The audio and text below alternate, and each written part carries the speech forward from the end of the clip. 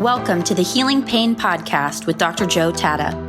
Each week, we interview top experts in physical therapy, pain science, and integrative pain care.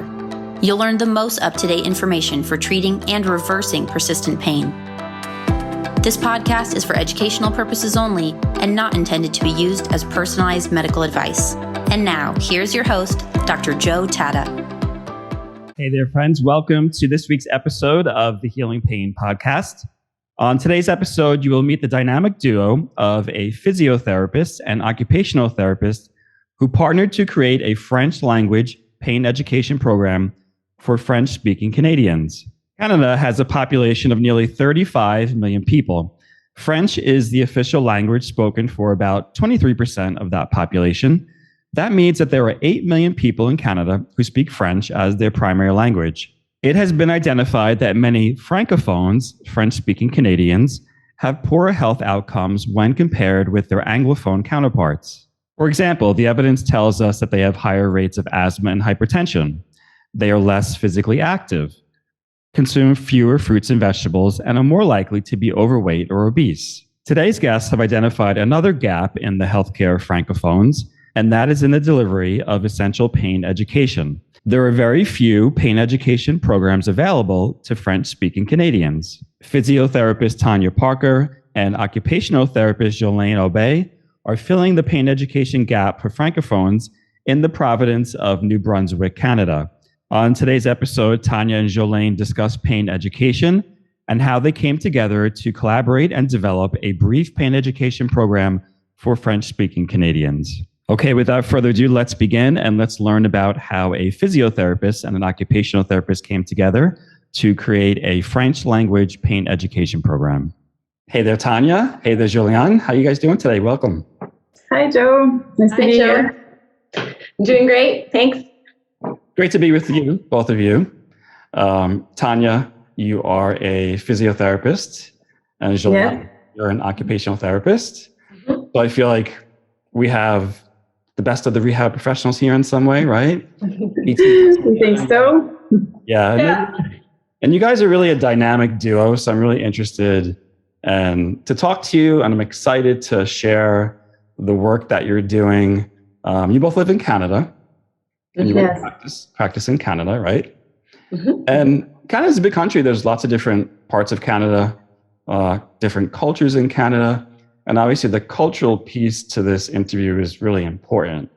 So I think maybe Jolyane, we'll start off with you, and then Tania, you can contribute as well. But give us an idea of what it's like to live in practice in the region or the province where you are. So we're in the north of New Brunswick. So that's on the east coast of Canada. So we're in the Atlantic provinces. So for those who might know, I'm in Bathurst. And Tania's in Camelton. So they're really small communities. Beautiful nature out here. So we live in a gorgeous place. But there's challenges when you live in a small area away from the bigger centers, and that's access to professionals. We in Canada, so I know, Joe, you're in the States, obviously we have our public healthcare system, but there's long waiting lists. Things are slow to adapt to research, I think, sometimes. And so in terms of our work in private, we're not many. People have to travel long distances. So in some way, our COVID has been helpful for some in terms of being able to have access to care online. But so it's a beautiful place. It's the French and English communities. But a lot of French-speaking people who are not comfortable or are not fluent in English, where a lot of the resources are available for. So we practice in both languages, but we found that there was really a challenge in meeting the needs of our community in French.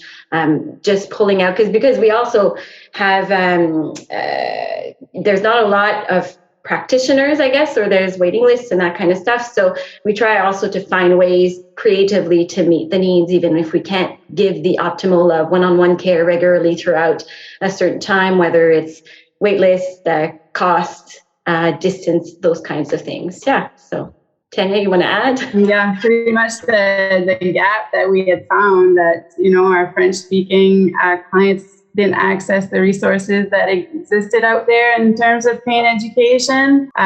So we really wanted to find something or create something that would meet their needs. And and that's why we came about developing this partnership and this online course. And I find too, like living where we live, Tania, the just the fact of the community is super important. Like if I can support someone in their lives, then it influences the other people in the community and within their family, their circles, and it really does a ripple effect in being a small community. I think everywhere, but that was something that's important for us. So this is interesting to me personally and professionally, because I come from a background where people speak different languages. All my grandparents were immigrants or migrants. Some were immigrants from Italy. One of my grandparents was a migrant from Puerto Rico, so multilingual family that I come from. Except in the United States, English, in most places, there are some cities where there's a very bilingual nature to it. For example, Miami, very strong bilingual English-Spanish culture. So you might see signs in English and medical services provided in English. Give us the sense where you live, since there is this bilingual English-French component to it.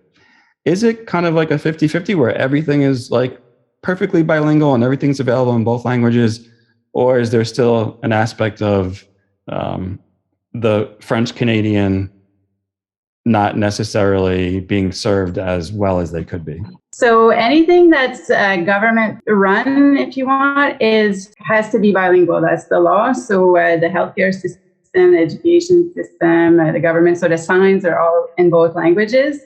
But as Jolyane mentioned, in the private sector, the businesses are able to do kind of, what meets the needs of their population. So in the southern part of New Brunswick, there's more Anglophone, and then in the northern part is more Francophone or French speaking, so we're close to Quebec, which is unilingual French. So that's one province in Canada that's only French, so their government, because we're close to that border, there's more French here. So and so a lot of people are bilingual, like Jolyane and I will speak both, but there is that still those pockets of populations of communities that don't have the English.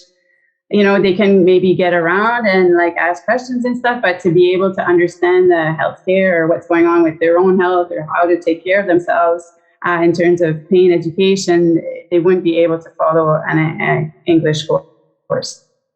Right, because pain education really is something that it's very familiar to all of us, and especially people our community here has been following along with the podcast. But to the average person, no matter where you live on the globe, pain education is something that they've never heard of, let alone have access in their culture and their language, so to speak. Yeah, and we wanted to make it like pretty basic, right? We made it at a grade 5 level, so we could reach the most people, and just to make it understandable, because for a lot of people, when they go see their doctor or their health professionals, they don't understand, the information that's being given to them, but they're too shy to ask questions.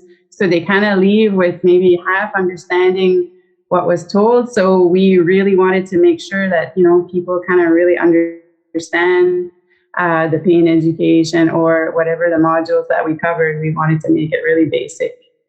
Right. So the two of you come together. Obviously, you're colleagues in healthcare. You live in the same province. I'm just curious, how did the two of you connect? Because it is somewhat rare. We have, obviously in the globe, there are multidisciplinary settings: PT, OT, speech, psychology, medicine, nursing. Like those are large programs. Typically, those are for when people have significant impairment. Not necessarily for people that are still in the community, but sometimes they function that way. But how did the two of you come together as OT and PT, or occupational therapists and physiotherapists, and say, hey, let's work on this problem together? How did that come about? Well, we've known each other because we live in different communities. So we live in the communities that we grew up in, but we crossed paths playing hockey against each other when we were in high school. So that's a while back. And then we just kept crossing paths. We went to the same university, but different years. And we would just cross. I would travel a lot, and Tania would travel for work as well. And just meet up randomly and chat. And then we both are entrepreneurs. But I contract my work out to a clinic called Mind at Peace here. And there was a women in business event. And so Tania and the two co-owners wanted to collaborate with Tania, and had already reached out to me. And we were both talking, me and Tania, about pain management. So we kind of connected, and we just get along. We have a great time. And I think we have different strengths. I think Tania's an OT in her heart.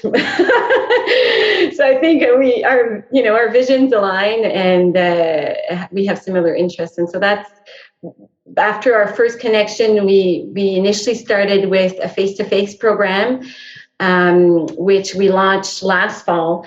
And then we had been talking about this online program, and just, eventually and we'll talk about this in a little bit, but we just kept working 2 bits at a time, meeting every week. And yeah.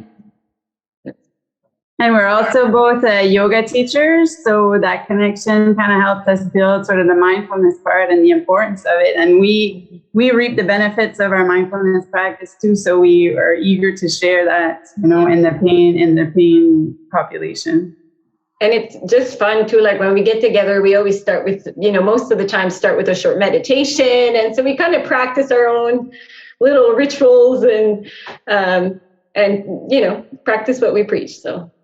Good. So let's get into some of the program that you both created.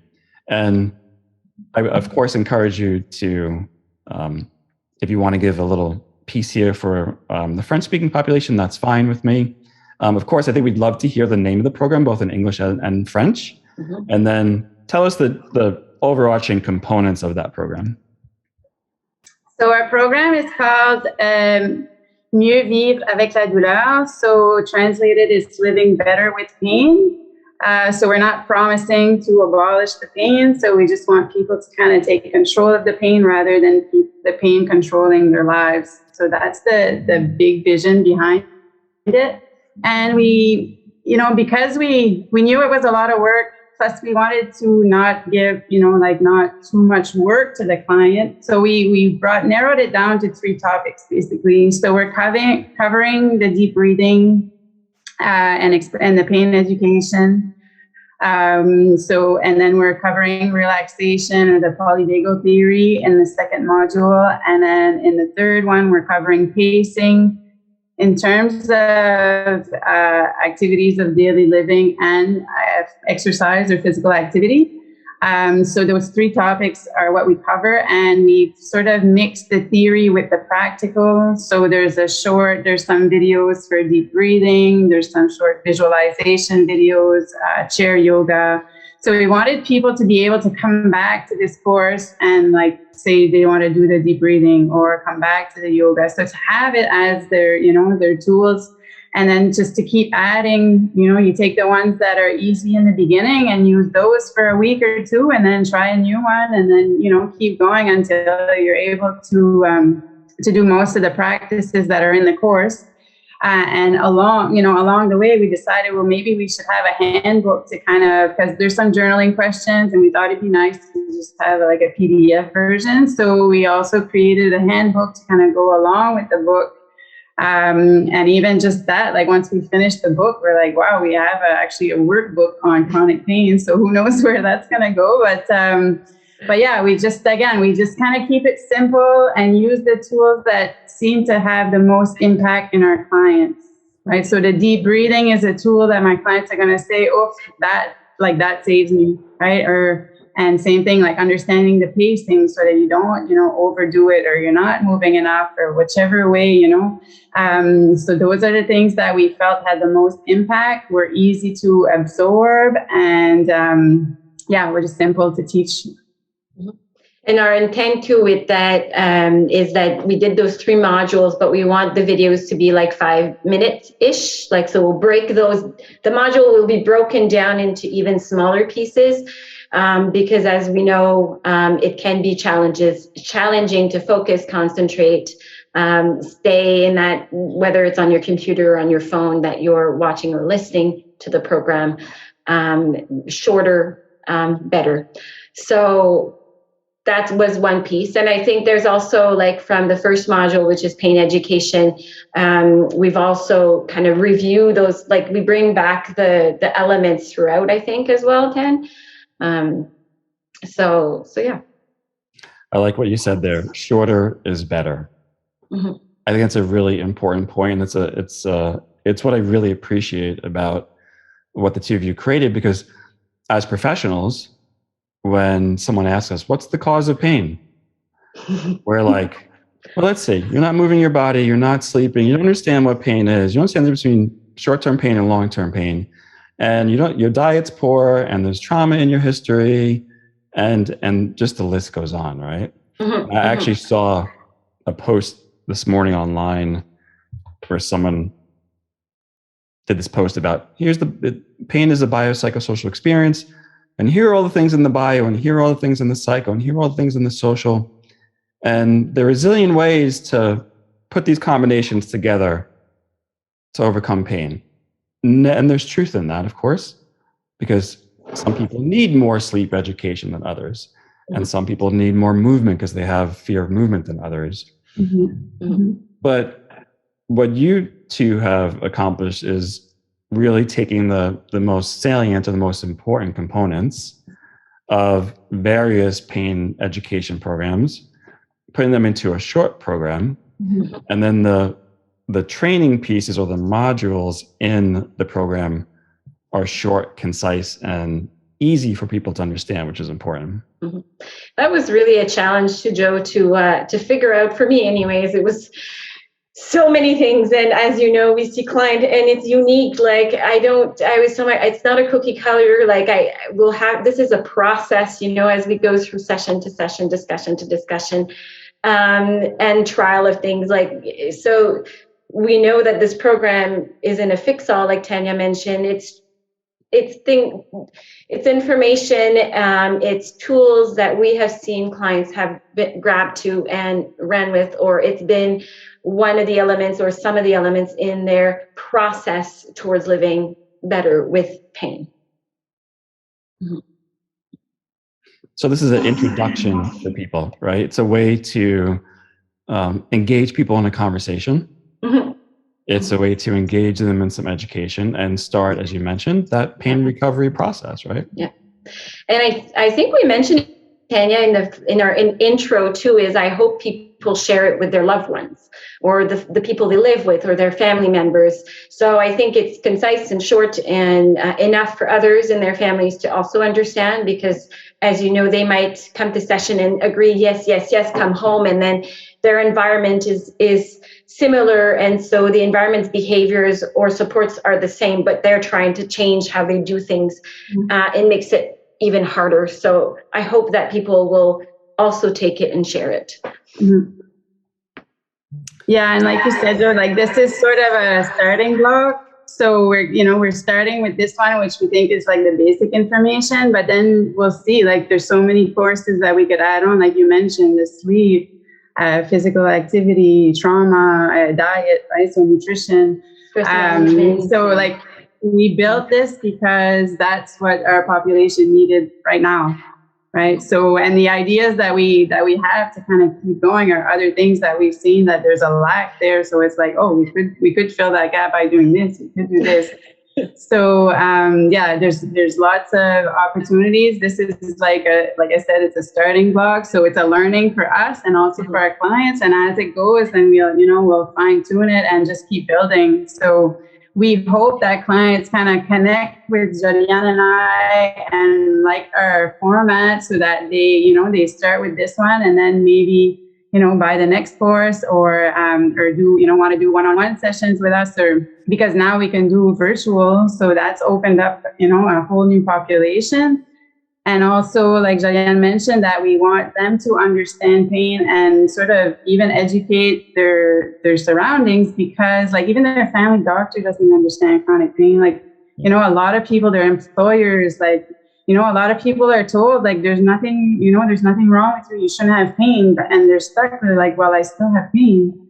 So now when they come to see us and we understand it and say, yes, you have pain, your pain is valid, it's like, oh, it's a huge weight off their shoulders. So they're, you know, and I tell my clients, what you know more now about chronic pain than your family doctor does, right? And that's a little bit our role too, is to educate other health professionals. And that's going to be, you know, our kind of, we're going to keep going in that direction, just to educate people, because, you know, people need to know. Right. So you created the program, plus you have a workbook that you created from the program, which I think is great, because some people like to learn via video and audio. Other people like to read. So you're able to target all the ways that we learn as humans, which is great. And then the piece maybe I missed this. Are you delivering this live online, or is this pre-recorded and people going through it? It's pre-recorded and people go through it independently. We had you know, and we know that there might be a bit more, there's limits to having a pre-recorded for a person, and then to actually commit and sustain listening to every piece. Like there's definitely a challenge, but for what me and Tania could offer at this point, it's kind of a pre-recorded. I hope eventually we can do it as a coaching model. Yeah. That would be dynamic, where maybe they're live or maybe they're pre-recorded, but you have kind of a couple of coaching calls through it. But that's in the future. So that's part of one of our multiple ideas. So tell me why it's important to have an OT and a physiotherapist come together for this type of collaboration. First of all, it's been good just because Jolyane and I have done like training in pain education. So that was, you know, there's like Jolyane mentioned, there's not many health professionals that work in the chronic pain field. But also for Jolyane to bring her more functional approach, right? So it's more like the pacing of your house cleaning, or the pacing of, you know, your meal prep, or and then for me to do more, you know, the pacing of physical activity. So whatever that looks like for somebody. So we kind of both bring in our expertise to the table, but yeah, we discussed this, and really it's just because we're a good team, so we work well together. But having the both professionals with the, you know, the mindset of the OT and the PT together, and brings more value to our client. I think there's many similarities, but we just have different strengths, and you know, we might view certain things in just slightly different angles, and it just adds to it. At the end of the day, what I think is important is less the fact that we have the OT or PT hat. It was that we work well together, and those different perspectives align towards the similar values and hopes and goals that we have for our practices as professional, but also for the people that live in our community. What's been the response to the people that have gone through the program already? Because this is something that's very new for them. Not only is pain education new, but online might be new. And obviously the French component to it is something they haven't been introduced to before. Well, it hasn't been launched yet. So. with just work and, you know, family life and all the things we've kept moving forward. Every week we move a little forward. We also brought on Caroline, who is she's more like the digital, does all the online stuff for us, and so we've been working small bits. It's really close. It's all created, like filmed and that kind of stuff, but we just need to fine tune the finishing product, and then we want to have people go through it, and like 3 or 4 people go through it, and give feedback. We'll make our some mods based on that feedback, and then we'll launch it. So. So that's where we're at. But what's interesting is we did create a Facebook page in French for mieux vivre avec la douleur. I think we had called it mieux vivre avec la fibromyalgie. So we targeted fibromyalgia. And so we have been posting some things on there and some of our videos there. And so people write back, and it was very neat. I actually met one of the ladies that keeps commenting, and she was so excited. And she was so happy at the resources. So it was really neat. Yeah. Yeah, I think the clients that I've discussed it with are really excited and are waiting for it to come out. So like Jolyane said, we're really close. So we're aiming probably early September to be able to launch it, like the first launch, and then probably in the next year that we'll be able to get it going live. But it's been a long process. It's a lot longer than we thought it would be, but I mean, and that's what happens. So, you know, because we still have our one-on-one clients, we have our families. So we're still kind of pacing ourselves actually through this process and just kind of going with the flow. But it's been fun. And I think probably for a lot of things, like the first time you do it, it's a lot of work. But then the next ones, you know, we kind of know the drill. So, you know, if we're building other courses, that'll be a lot smoother. And I also believe that the fact that we're working together helped us stay accountable to keep going, because these ideas aren't necessarily new in our heads. I think it's just that maintenance or to keep going. So that was important, is that partnership of being accountable to each other's. Yeah, because we all have good ideas, but putting those ideas in motion, as you mentioned, it's nice to have someone to help you through that, right? Mm-hmm. Yeah. How do you see this expanding? So if you had a little crystal ball and we can look forward a year to 2 years, how would you like to see this program grow? Well, I'm kind of hoping that we can eventually have what I was talking about a while ago, kind of more of a coaching type model. That's a bit more dynamic. And other programs, like we talked about, it might be a module on Tania mentioned sleep hygiene, or it could be a whole yoga module. It could be those different topics. And what I'm curious is hoping we get feedback, and then it helps us be more clear about those topics. One of my clients had asked me for a book in French of people's experiences through living better with pain. I found one in English, but I didn't find any in French. So I really would like to get, and I think the fact that we collaborate taught me another way of thinking. And I think I'm not a writer. I don't know where to start. But, you pull someone that does write, and you pull someone here and there. And so these ideas, maybe a podcast in French or something like that. So who knows? Excellent. So as we start to wrap up, of course, I'd like you to share the URL where everyone can find your work and the information. But tell us the name again, both in French and English, and then give us that URL where they can find you. Okay, so the course is called Mieux vivre avec la douleur, so living better with pain. And the website where they can go is synergyphysio.com, and Synergy is SYNERGI, physio, PHYSIO.com. Great. So of course, all the links will be on the show notes at the Integrative Pain Science Institute. But again, you can just open up your URL and type in synergyphysio.com. and you'll be able to access their program. I want to thank both of you for joining us this week on the Healing Pain podcast and telling us about a bilingual French-English creation of a pain education program, which we all know is desperately needed. At the end of every podcast, I ask you to share this episode with your friends, family, and colleague on Facebook, LinkedIn, Twitter, or Instagram. You can find us all on Instagram, so get out there and look for us. You'll find me at drjoetatta.com. Tag me and let me know how you enjoyed this week's episode. And if you're interested in hearing other episodes on topics similar to this, I'm Dr. Joe Tatta. It's been a pleasure spending time with you, and we'll see you next week. Thank you for listening to the Healing Pain Podcast with Dr. Joe Tatta. To subscribe to the podcast and learn more, visit integrativepainscienceinstitute.com. That's Integrative Pain Science Institute.com. Sign up to receive weekly updates, leave a review on iTunes, and share this episode with your friends.